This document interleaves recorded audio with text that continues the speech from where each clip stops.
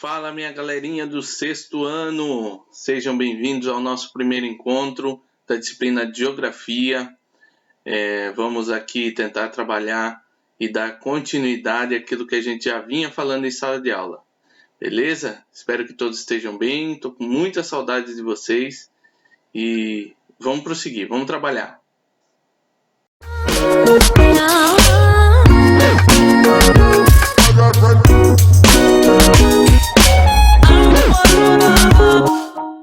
O que nós vamos trabalhar hoje? Nós vamos terminar o módulo 3, que fala sobre o espaço e as suas representações.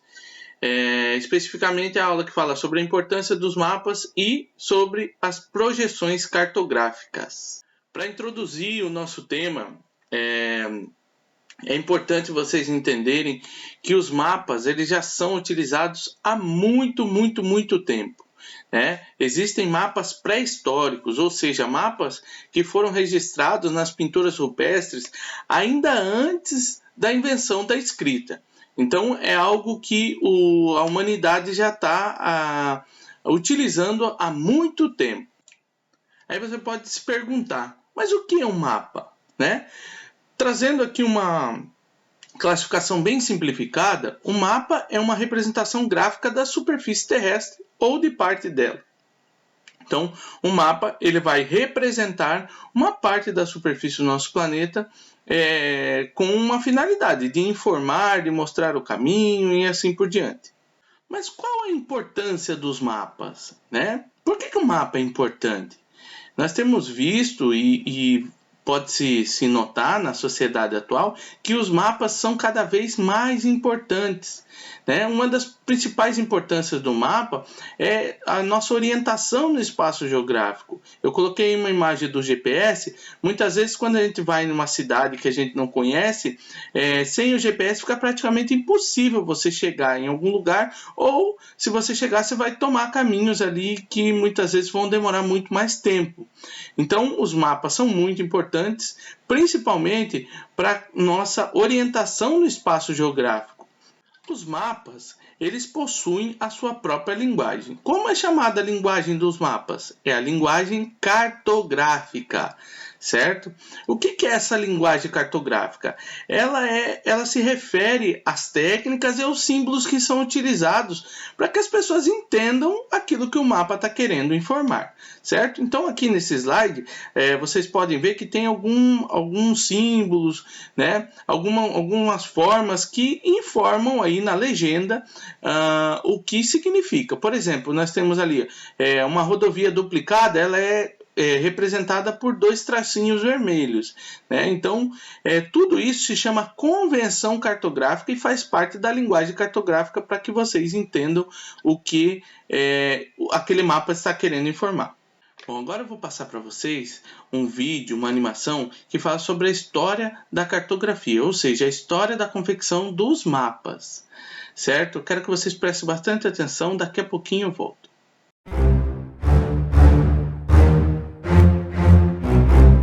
História da cartografia. Gassur. O mapa mais antigo que se tem notícia é o da Gassur, feito na Babilônia. Era um tablete de argila cozida, datado de aproximadamente 2.400 a 2.200 anos antes de Cristo. São 2 cadeias de montanhas e no centro delas um rio, provavelmente o Eufrates. Mapa de Bedolina, de aproximadamente 1.500 anos antes de Cristo, que visava representar uma aldeia na região do Rio do Pó, ao norte da Itália. Mapa de Eratóstenes, 200 anos antes de Cristo. Eratóstenes desenhou um mapa incorporando informação resultante das campanhas de Alexandre o Grande e de seus sucessores. A Ásia surge maior. Ele foi o primeiro geógrafo a incorporar paralelos e meridianos nas suas representações cartográficas. Ptolomeu. O apogeu da cartografia, em 87 a.C., foi relacionado ao trabalho de Ptolomeu. Sua famosa obra, Geografia, é formada de 8 volumes, tratando desde a construção de globos à técnica de projeção de mapas. Mapa TO. Os mapas medievais T e O originaram-se da descrição do mundo na obra Etimologia de Isidoro de Sevilha. O T é o Mediterrâneo dividindo-se em 3 continentes: Europa, Ásia e África, sendo o oceano circundante. Cartas portulanas, 1443. Direcionadas aos navegadores, essas cartas eram utilizadas para navegação e confeccionadas com medições feitas com bússolas. A cartografia náutica dos portugueses nasce da Carta Portulano-Mediterrânea. Mapa Mundi de Andreas Walsperger, 1448. Elaborado quase 2 séculos depois do Mapa TO, Jerusalém permanece no centro do mundo. Nessa época foram realizadas as primeiras viagens em busca de novas terras e de um novo caminho para o Oriente. Portugal, pioneiro da expansão marítima, já vinha se constituindo um Estado nacional que pretendia expandir seus negócios, principalmente os relacionados ao comércio. Carta Internacional ao Milionésimo, 1909. Foi proposto por Albert Penck no Congresso Internacional de Londres o Plano de Mapeamento Mundial. As folhas cartográficas são feitas na escala 1 por 1 milhão. O objetivo da padronização foi fornecer uma carta de uso geral, permitindo a confecção de outras séries cartográficas. Então, galerinha, estamos de volta. Conseguiram perceber a evolução dos mapas ao longo do tempo, né? Nós vimos ali o mapa da Gassur, tem aí na apostila de vocês, na página 248. Tem também aí na apostila de vocês o mapa de Ptolomeu. Como ao longo do tempo os mapas foram evoluindo. E é sobre isso que a gente vai falar agora. A cartografia moderna, como nós conhecemos hoje, ela surgiu após a Primeira Guerra Mundial com as fotografias aéreas, né? Então começaram a se tirar as fotografias aéreas, principalmente para compreender de que forma se desenvolveria ali a guerra, as batalhas, e aí surgiu a cartografia moderna. Hoje, a cartografia moderna se utiliza de observações terrestres, mas principalmente sensoriamento remoto, com o uso de aviões, de satélites, de drones, né? Dessa forma, você vê aí, se você entrar no Google Earth, né, no Google Maps aí do seu computador, do seu celular, você vai conseguir ter uma visão de satélite de qualquer lugar do mundo. Isso é possível através do sensoriamento remoto. E aí, no final do século XX, surgiram as SIGs, né, os Sistemas de Informação Geográfica, que tornou possível mapear até mesmo outros planetas. Agora vamos falar um pouquinho sobre o globo terrestre. O globo terrestre ele é a representação mais fiel do nosso planeta. O que isso quer dizer? Que de tudo aquilo que o homem construiu para representar o planeta Terra, o globo terrestre é o que mais se aproxima da realidade. O globo terrestre ele é muito útil para estudarmos os movimentos da Terra, os movimentos de rotação, de translação, as estações do ano, os fusos horários. Para isso ele é muito útil. Porém, um ponto negativo de utilizar o globo terrestre na geografia é que ele não apresenta muitos detalhamentos, né? Então, para informações mais detalhadas, nós temos que utilizar os mapas. Então, se você quer compreender melhor sobre como funcionam os paralelos, os meridianos, você usa o globo terrestre. Se você quer compreender melhor como é o movimento de translação, de rotação, usa-se o globo terrestre. Mas, por exemplo, se você quer compreender o relevo de uma região, de um local, de um país, você precisa de um mapa temático.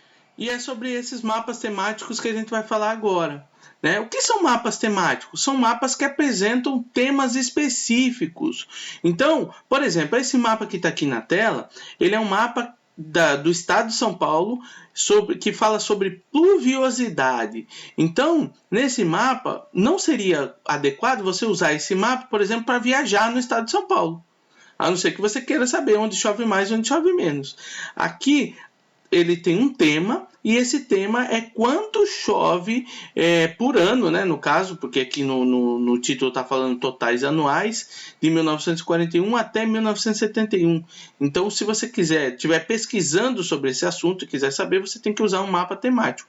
Mas os temas dos mapas são os mais variados. Eles podem ser de clima, vegetação, relevo. Lembra que eu falei no slide passado? do relevo, as bacias hidrográficas, densidade demográfica, quantas pessoas moram naquele lugar, onde se concentra o maior número de pessoas. Tudo isso é possível através dos mapas temáticos. Uma coisa importante de vocês entenderem e de se frisar é que todo mapa ele carrega a interpretação de mundo daquela pessoa que o fez. Então os mapas não são neutros, certo? Vai depender da base de estudo que aquela pessoa teve, vai depender da visão de mundo que ela teve.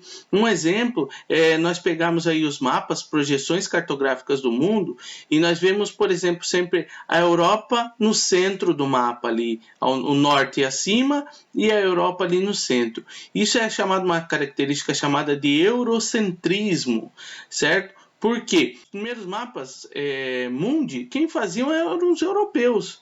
E esses mapas eram vendidos também para europeus. Então foi se colocado como que a Europa é o centro do mundo. Existem mapas, por exemplo, chineses, que apresentam a China ali no centro do mundo, no centro do papel, como se fosse a partir da onde o produtor do mapa está, onde vai ser o centro do mundo. Agora vamos falar um pouquinho sobre projeção cartográfica. Olha aí na imagem que eu coloquei aí, é um globo se transformando, vamos dizer assim, num papel, né? Num mapa. Então, projeção cartográfica basicamente o nome que se dá às técnicas utilizadas para representar o globo terrestre em uma superfície plana. Ou seja, não é feito assim de qualquer jeito, né? Tem técnicas apuradíssimas, estudos, muitos deles modelos matemáticos para representar um globo num papel. Só para vocês entenderem, o globo ele é um objeto 3D, ele tem altura, largura e profundidade. O papel ele é 2D, só tem altura e largura. Então, essa transição de transformar algo que é um globo para um papel, na geografia é chamado de projeção cartográfica. Existe uma técnica muito apurada para isso. E essa transição, essa transformação, ela sempre vai ocorrer com algumas deformações, que é o que a gente vai ver para frente agora. As projeções cartográficas elas são classificadas de acordo com o tipo de deformação e também a superfície de projeção. Nós vamos ver que são 4 tipos aqui de deformação e 3 tipos de superfície de projeção. O primeiro tipo de projeção que nós vamos falar é da projeção conforme, né? Um exemplo da projeção conforme é a projeção de Mercator. O que é a projeção conforme, professor Vitor? É aquela projeção que ela altera a área, mas ela mantém a forma dos continentes. Então, por exemplo, se nós formos olhar nesse mapa aqui de Mercator, nós vamos olhar e analisar com bastante calma que, por exemplo, a forma do continente africano é essa mesmo. Então, se manteve as formas. Mas a área, muitas vezes, tem uma distorção. Por quê? Presta atenção aqui, ó, nessa parte, isso aqui é a Groenlândia, né? A Groenlândia, ela aparenta ter mais ou menos o mesmo tamanho do continente africano nesse mapa. Porém, na realidade, a Groenlândia é 12 vezes menor do que o continente africano. Então, quanto mais longe da linha do Equador, maior a distorção do mapa de Mercator dessa projeção conforme. Aqui nós temos a projeção equidistante, né? Uma projeção equidistante. O nome equidistante já nos dá uma ideia do que seja. Essa equidistante significa manter a distância, distâncias iguais, certo? Então, nesses mapas equidistantes, eles alteram tanto a forma quanto a área da região que é projetada, né? Mas ele mantém as distâncias.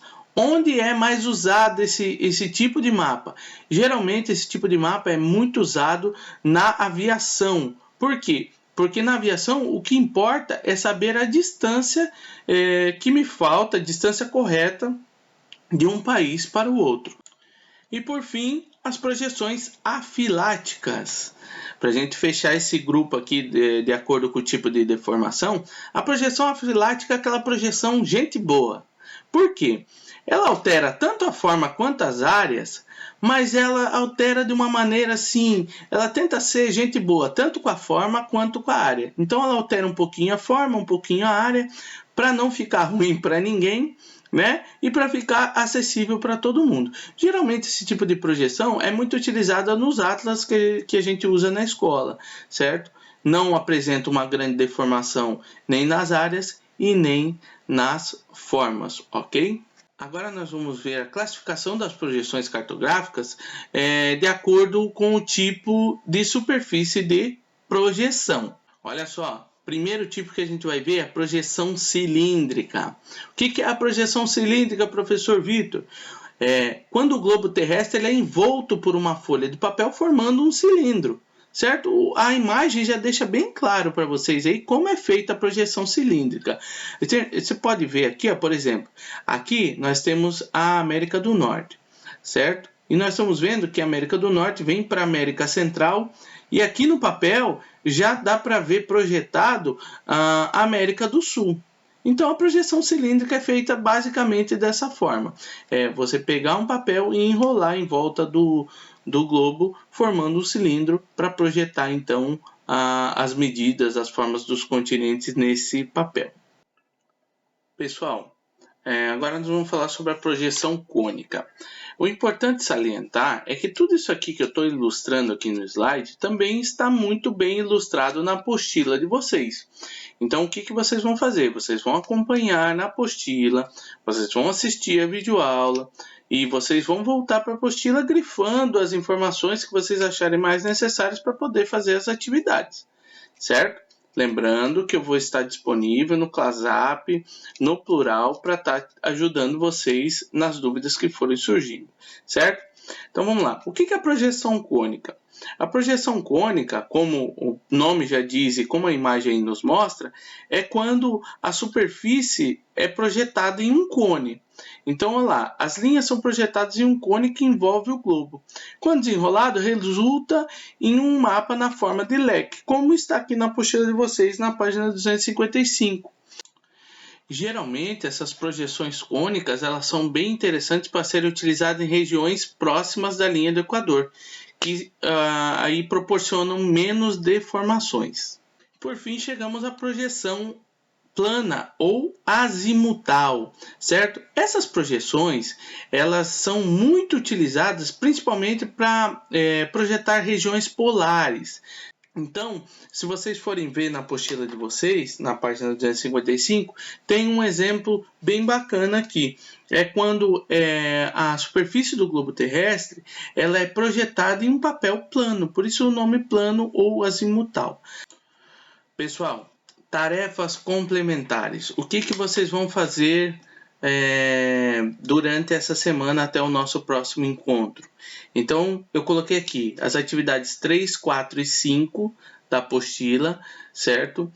Das páginas 251, 254 e 255. O Em Casa 4, só o 4 da página 259 e os testes 3 e 4 da página 257 e 258. Legal? Nosso próximo encontro, além das atividades que vão ser corrigidas, nós vamos trabalhar o módulo 4, Espaço Geográfico e Cartografia. Pessoal, lembrando que eu estarei disponível no ClassApp e no plural para tirar qualquer dúvida que for surgindo. Beleza? Um abraço para vocês, espero que logo a gente esteja em sala de aula para estarmos juntos, tá bom? Um abração, fui!